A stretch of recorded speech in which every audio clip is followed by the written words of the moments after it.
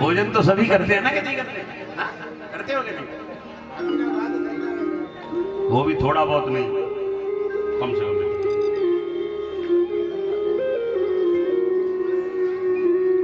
भोजन और भजन, भजन भोजन एक मात्रा डंडा का ही तो अंतर है। भोजन जैसे करना अनिवार्य है, ऐसे ही भजन करना भी आवश्यक है। करिए 2 मिनट तू बैठ के बंदे कभी तो ईश्वर धाया कर। अच्छा एक बात बताइए, आपके ऊपर कोई एहसान कर दे तो उसको धन्यवाद बोलते हो कि नहीं, थैंक यू बोलते हो कि नहीं? बैंक में खड़े हैं, पेन नहीं है सिग्नेचर करने के लिए, किसी ने पेन दे दिया तो क्या बोलते? भैया थैंक यू। परमात्मा ने अनमोल हीरा दिया है, अनमोल हीरा जिसकी कोई कीमत नहीं है। कभी सोचा कि उसको भी सुबह शाम धन्यवाद बोल दें? हाँ? नहीं। मैं ये नहीं कहता कि माला लिए बैठी रहो बैठी रहो बैठी रहो बैठी रहो, क्योंकि आप गृहस्थ हैं सभी, और गृहस्थ व्यक्ति के लिए तो जितना भजन हो जाए उतना कम है, क्योंकि उसे अपना परिवार का पालन भी करना है, पोषण भी करना है। अच्छी बात है, लेकिन फिर भी सब कार्यों को देखिए, 100 काम छोड़ करके नहाओ। ध्यान रखना, बहुत से लोग कहते हैं महाराज आज हम नहाए नहीं, क्यों नहीं नहाए? अरे आज काम बहुत था। बारे बेईमान, 100 काम छोड़ के नहाओ, 1000 काम छोड़ के खाओ। सुबह का टिफिन गया, शाम को वापस आ गया। पत्नी ने कहा ये टिफिन वापस कैसे आ गया? आज काम बहुत था इसलिए खा नहीं पाया। ये गलत बात है। 1000 काम पड़े हैं, छोड़ दो, पहले भोजन करो। 100 काम छोड़ के नहाओ, 1000 काम छोड़ के खाओ, और 1,00,000 काम पड़े हो उनको छोड़ दो, पहले भजन कर लो। हमारे दिन की शुरुआत हमारे भजन से होनी चाहिए, और जब भजन करोगे तो भोजन का प्रबंध तो परमात्मा अपने आप कर देंगे, चिंता मत करो। खूब खाओ। वैसे आजकल कोई ऐसा नहीं कि जिसके घर में भोजन का प्रबंध न हो, ऐसा कोई है क्या? इतना गरीब कोई नहीं, इतना गरीब कोई नहीं है कि जिसके घर में भोजन न हो। अब खाए नहीं वो बात अलग है, हा? हमारी तरह मैं पूरे दिन में 1 रोटी खाता हूं, सच बता रहा हूं आपको, हकीकत। पूरे दिन में 1 रोटी, दूध नहीं, नो, चाय no, coffee no, cold drink no, छाछ नो, दही यस, थोड़ा सा, और 1 रोटी, 1 कटोरी दाल, 1 कटोरी सब्जी, बस। ये मेरे 1 दिन की खुराक है। न मानो तो जाके पूछना मेरे भंडारी जी को जो हमारे साथ आए भोजन बनाने वाले।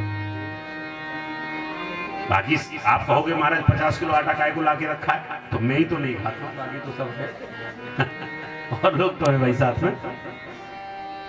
अब आपको हमारा इतना कम क्यों करते हो? अरे भोजन ही करते रहोगे तो फिर जितना कम भोजन करोगे ना उतना स्वस्थ रहोगे।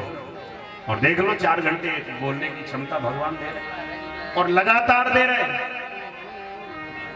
आपके यहाँ कथा विश्राम होगी 14 को, 15 को, 16 को निकलूंगा, 17 से 23 गोरखपुर में, 23 तक, 23 की रात को निकलूंगा, 24 से 30 तक इटावा में, 31 से टूंडला में, 31 से 7 तक, 8 तारीख से कैलारस मध्य प्रदेश में, 8 से 14 तक।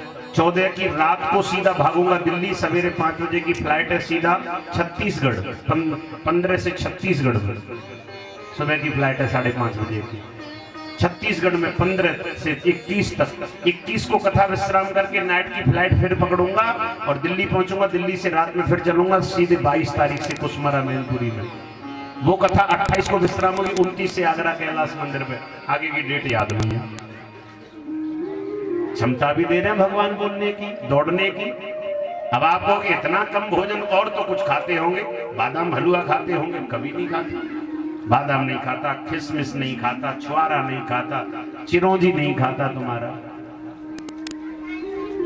XYZ कुछ नहीं खाता। जो वास्तविकता में मैंने बताया उतना लेता हूँ। ऐसा नहीं कि भोजन कम करोगे तो मर जाओ, हम तो मरे नहीं भाई आज, और खूब जी रहे, खूब आनंद है और बड़ी फुर्ती है शरीर। क्यों? क्योंकि भजन पूरा हो रहा है।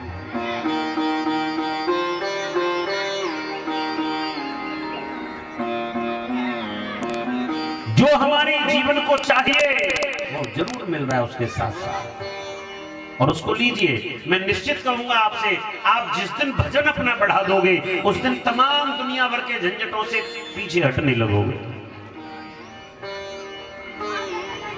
आज तो हम दुनिया की चमक में घूम, चमक तो अच्छी बात है, भगवान ठाकुर जी को जितना सुंदर श्रृंगार कर दो उतने सुंदर लगते हैं। लोग गाते भी हैं, ये चमक ये दमक फूलवन महक सब कुछ सरकार तुम्हीं से।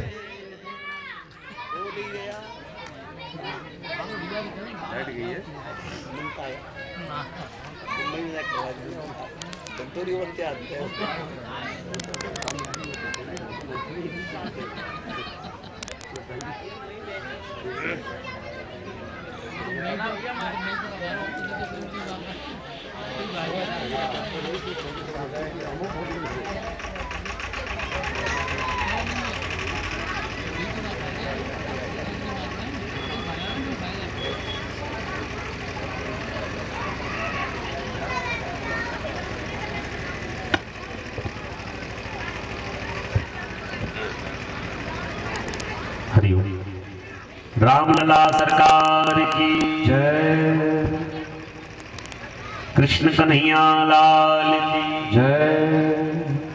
क्या बात है आप लोग, मैं तो एक खा रहा हूं, आप एक भी नहीं खा रहे हो क्या? हा? आवाज नहीं आ रही बिल्कुल, ऐसा तो नहीं एक भी नहीं खा रहे हो। रामलला सरकार की। हाँ, गज की तेर द्वारका पहुंची। कहां पहुंची? द्वारका। तुम्हारी मेरे तक ना आ रही। आए लौट करके प्रसंग की ओर। जैसे महाराज भगवान शंकर इस अंग को लेकर करे, जहां जहां अंग प्रत्यंग गिरे वहां योगिनी पीठ बनी, और उसके बाद भजन करना प्रारंभ कर दिया। अनुकूल दोनों प्रतिकूल दोनों ही कूलों के मध्य सरिता समान हमें बहना चाहिए, जैसे राखे राम जी रहना चाहिए।